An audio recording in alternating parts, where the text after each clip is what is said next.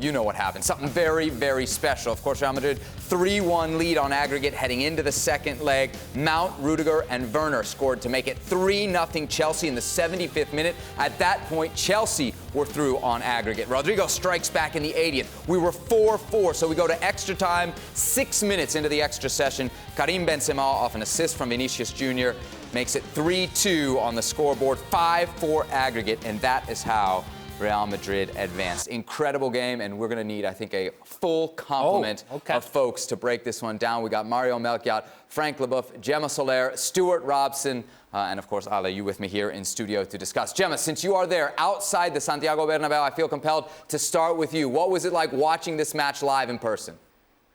Hola, Sebas. Hi, everyone.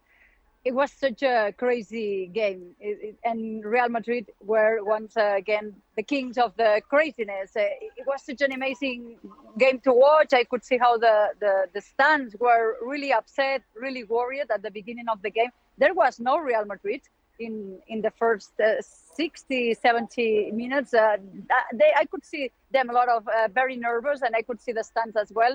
So it's like with a 3-0, with that goal, there was an alarm clock. They wake up, and the Bernabeu woke up too, because the fans were really upset. They were trying to cheer, but not with that much enthusiasm. They were a little bit depressed, like the players. And at some point, there was a turning point. I think it was that 3-0 that it was very embarrassing here, and as well that disallowed goal by Marcos Alonso at some point make them wake up, and then quality won with a superb Luka Modric. He was the man of the match, and Karim Benzema. They always had this bonus with them. This is the killer of Europe of the moment. Karim Benzema plus Thibaut Courtois.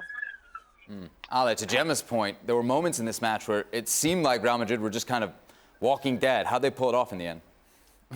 I have no idea. I honestly have no idea, because while Real Madrid advanced, and I suppose that we should be positive on that from a Real Madrid perspective, there were so many things in this game that you can just pick at from Real Madrid's perspective and say, what in the world are they doing? The performance of Real Madrid over the first 60, 70 minutes or so was a team that was protecting, that was afraid to attack when they have the opportunities to do so, unsure of themselves in the possession of the ball through the midfield three. And I don't say that lightly, because I think that these guys, when they control the pace of the game, they are the best in the world at what they do. But the pressure of Chelsea, the fact that Chelsea were willing to confront Real Madrid higher up the field, that caused all sorts of issues for Real Madrid. They were reacting to Chelsea rather than them being the ones that set up the tempo at home at Santiago Bernabeu. But to their credit, somehow, out of nowhere, and I mean out of completely nowhere, they find a goal from Rodrigo, and that gave them a different type of life. But I'll take it a few minutes earlier to that. At 3-0, there's yet another header, one inside the 18-yard box, attacking header for Chelsea, and Kai Havertz, and Thibaut Courtois gets down and makes the save. It seemed like it was going to be 4-0, then it wasn't, and then after a turnover, the beautiful service from Luka Modric outside of the right foot, the finish from Rodrigo, and then Real Madrid seemed to be at a different level. Not necessarily better than Chelsea, but a different level than what they had been early in the game, which it was easy to do because Real Madrid were awful for 65 minutes of the game. Yeah, Mario, what do you put down the secret to Real Madrid's success here? Because as Ale said, there was a moment here where it looked like Chelsea had it. Yeah, no, definitely. When you watch the game and you see like Ancelotti, I think he got surprised. At the first point when he got into the game, I think he got surprised by the energy that Chelsea brought to the game. When you play a game in the Champions League, it's never like the Premier League. It's never. The speed of the game is totally different. You normally, and just like Ali said, the Real Madrid normally controls it. But I think Chelsea surprised him.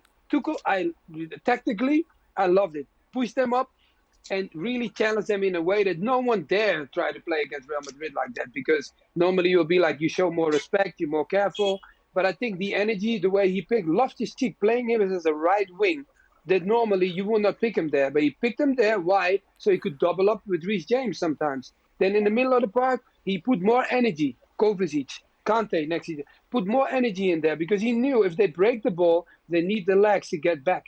And then I feel like, Casemiro, when you look at Modric and Kroos, normally they could really know how to handle the situation. But even they were surprised by seeing how much energy Chelsea was pushing in this game. And I think that make the game different. But Real, of course, man, they got Benzema and the outside of the boot, what Ali said. Oh, my God, I'm still shocked by that. Yeah, that pass was sick. Frank, we heard Thomas Tuchel in the lead up to this match almost saying it was an impossibility for his team to overturn this, and yet they almost did it. Well, they did it. They did it because of him as well, because of the tactic. And Mario explained it very well, where they sometimes, were much more in numbers in the middle of the park, and they put in trouble the midfield of Madrid players in trouble. So it was a perfect tactical positioning. But it changed, and you say there was a wake-up call on the Alonso disallowed goal. Then another one when Chelsea scored the third goal, and Ancelotti reacted by substituting some players, and he made also something very good. Ancelotti changing Kroos for Camavinga. Then Rodrigo came in, and because of the talent of Modric, they came back into the game. But really, I wonder last week, whether it was Real Madrid, we had a fantastic game, or Chelsea, we had a very bad game. I have my answer now, watching that game. Chelsea can be very disappointed about the first leg. And after you play against Real Madrid, they have the genes of the winners. And they showed it again today with a fantastic miracle. Bravo, from a Chelsea perspective, what more could they have done? They couldn't have done much more. As the guys said, they got the tactics absolutely right. They found Mount in lots of space, playing through an inside left position. Loftus-Cheek was either playing as a right wing back, and then he tucked into midfield to get on the ball. They weren't quite sure how to pick him up as well. The front three, or the front two of Havertz and Timo Werner, their runs were very good. There's not much more he could have done. The Thomas Tuchel, I think he got everything right.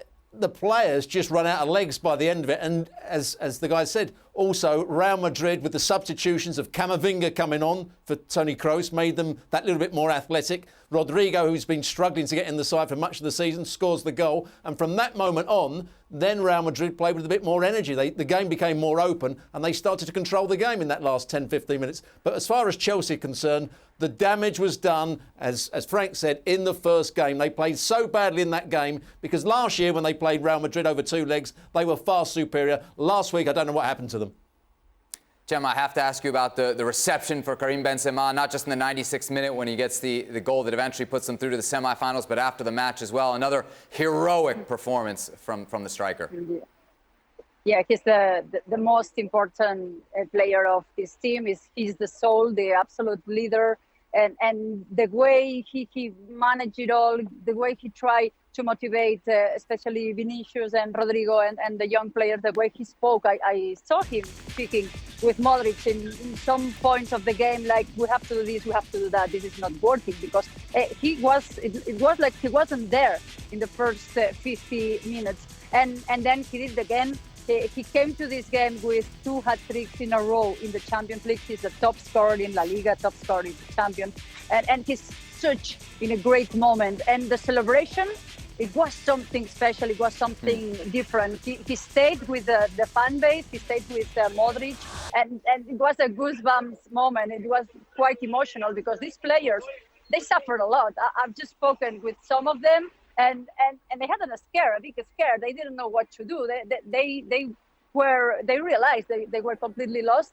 And at some point they managed to do it, and it was such another comeback. It's like the PSG day. It's an emotion very similar. I was there that game too, and the communion with the fan base was quite similar. And what I also think it was similar is the way they play, but not here in the Parc de France. The way they play that awful, but today they have an extra life, they have an extra time, and they could arrange it. All right, Mario, I wonder about the Chelsea perspective in all this. How do you think their players will be feeling? There were some great performances, especially from a guy like Timo Werner, who gets that third goal, had been maligned throughout the season, but really stepped up when Tuchel called on him. Yeah, no, definitely. I mean, look, I think Chelsea could be really proud of themselves in the second leg. I mean, Frank and Sue, they already tapped on to the first leg. Of course, you don't want to think about that because that's the first game. You played a bad game. They knew about it. But just the way they turned up today, just everything looked so right. It was almost like they must have lost a game that they thought they had everything going their way. So I totally understand it because that like we jumped on already tactically, but just energetic wise, it was exactly what Tuchel was talking about when they had the national team game. They had no energy when they played the last couple of games. They lost games against Brentford at home, things like that. And then Southampton they beat, and then they play Real Madrid. And that I felt like it was watching the old Chelsea again instead of watching a team that doesn't know what they're doing. Frank, it was a magic night for Chelsea, at least for those 75 minutes, but in the end, they go home. Is it more pride or disappointment when you look at the performance today? Well, if I'm on the plane with the players and part of it, I will be very, very much disappointed because they had the semis, really close to them. And because of little mistakes, because the second goal is a misunderstanding between Kante and I think either Loftus-Cheek or Reece James, I don't remember. We allows a cross and the goal from Benzema. It's only a little mistake would change everything. And with the game they play for 90 minutes, I would say, there is, as Stuart said, there is nothing to be ashamed of, to complain about. But at the end of the day, you should have won maybe 3 or 4-0 and go home and be sure about the fact that you can have a bright future. Now, let's say that it's going to be hard on Sunday in the FA Cup against Crystal Palace because they play 2 hours, because you lost today, and you will have to finish the season. We'll see how it works. We'll see how the players are going to react. Really looking forward to seeing the players' mentality on Sunday.